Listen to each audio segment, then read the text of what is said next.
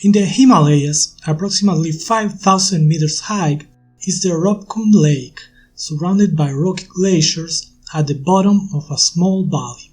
It is not very deep, having only about 2 meters to the bottom, but it has a pretty big peculiarity. It literally spits out human remains.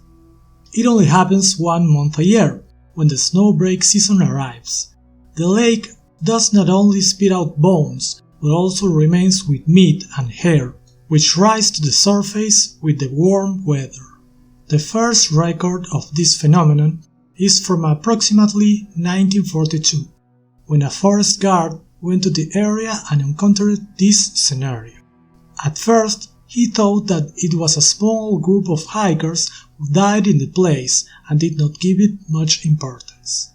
However, he camped in the area for a while, and when the snowbreak hit, he realized that there were many more bones. Nobody knew who they were from, what had happened to them, and how long they were there. Considering the time in the middle of the Second World War, the most accepted theory was that they were Japanese soldiers who died crossing the mountain. But after examining the bones, they realized that they were from hundreds of years ago, so the mystery continued. Many theories, avalanches, wars, mass suicides were shuffled, but none worked well. Decades later, in 2004, a National Geographic team went to the area and recovered some 30 skeletons for DNA testing.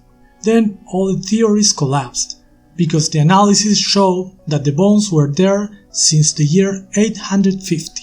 They also discovered that they belonged to 2 groups of people, one large and related to each other like a family, and another small that did not keep relationship. The researchers assumed that it was a clan crossing the mountain, with the help of some guides.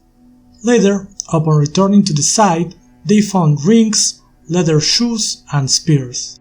Examining them, they concluded that it was a group of Indian pilgrims who were crossing the valley with the help of the locals.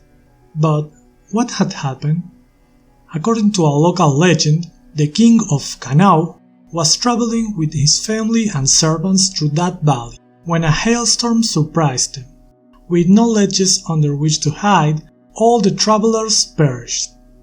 This ancient legend had no evidence to prove it, but this changed by looking closely at the bones. The forensic analysis determined that all the people had died from strong blows to the head, made by rounded objects. The impacts had come from above, landing on the head and shoulders. The expert's verdict determined that they had died in a hailstorm. However, this story has not ended, since in 2019 a new expedition took some bones from the place, and after examining them, it determined that there were 3 different genetic groups, with more than 1,000 years of difference between them. Therefore, the idea of a single catastrophic event was discarded.